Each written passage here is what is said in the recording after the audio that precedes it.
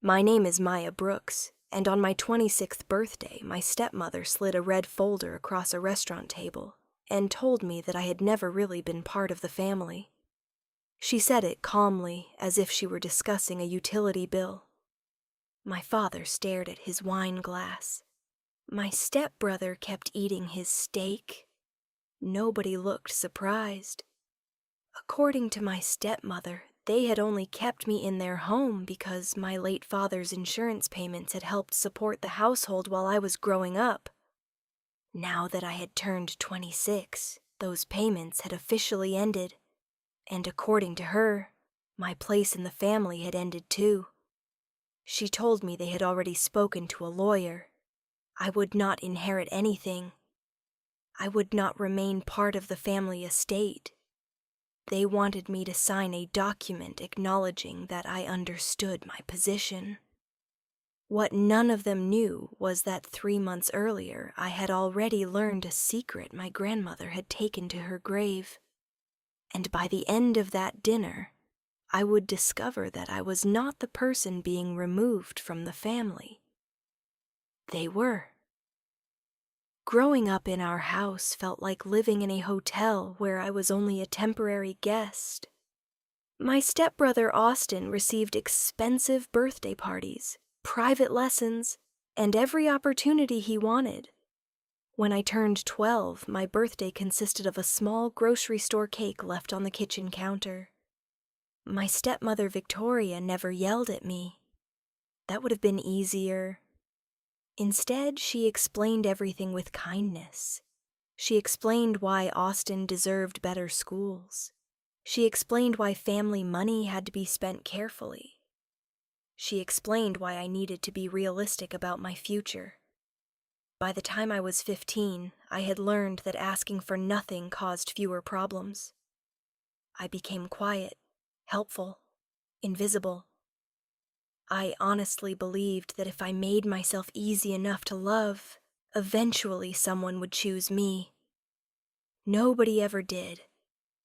The only person who treated me differently was my grandmother Hazel. Every Sunday afternoon I called her, and every Sunday she reminded me that my value had nothing to do with money.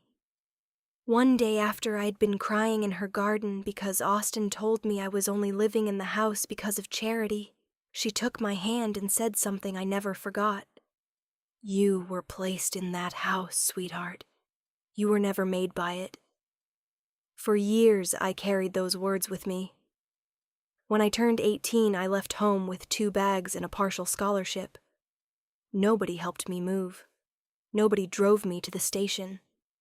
I worked, studied, and built my own career. By 26, I worked as an analyst reviewing contracts and financial documents. I spent my days helping companies understand who owned what and who had rights to certain assets.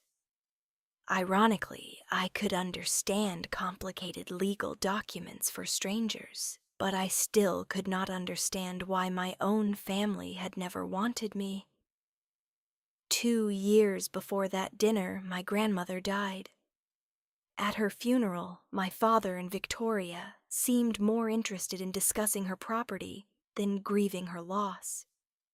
Before she passed away, she told me one final thing. "I made sure you'll never have to beg anyone for the key to your own life." At the time, I thought she was simply encouraging me. I didn't realize she meant it literally. 3 months before my birthday, I received a letter from a trust company handling my grandmother's affairs. Inside was information about a trust she had established years earlier, the house my parents lived in, the money supporting the property, the family estate. Everything eventually transferred to me on my 26th birthday. Not because I fought for it, not because I demanded it, because my grandmother had already decided. I hired an attorney and confirmed everything. The documents were real. The trust could not be changed. I never called my parents. I never warned them. I simply waited. Then Victoria invited me to dinner. The restaurant was expensive, elegant, and quiet. The kind of place where every table feels like a stage. Victoria wore one of her formal dresses. My father barely spoke. I knew something was coming. After the main course, Victoria folded her hands and began explaining how difficult it had been to raise me. She talked about sacrifices, expenses, responsibilities. Then she finally said the words she had been saving. We only kept you because of the financial support connected to your father. That support ends today. My father slid a document across the table. They wanted me to sign it. According to them, I would receive nothing. I would have no claim to their property, no place in their future. I read the document quietly, and then I realized something. They had spent years preparing to remove me from an estate they didn't actually own. The real estate, the real money, the real ownership. None of it belonged to them. I didn't tell them immediately. Instead, I asked my father a simple question. Did your lawyer review Grandma Hazel's trust? The entire table became silent. Victoria looked confused. My father's face lost all color. He already knew. He had known.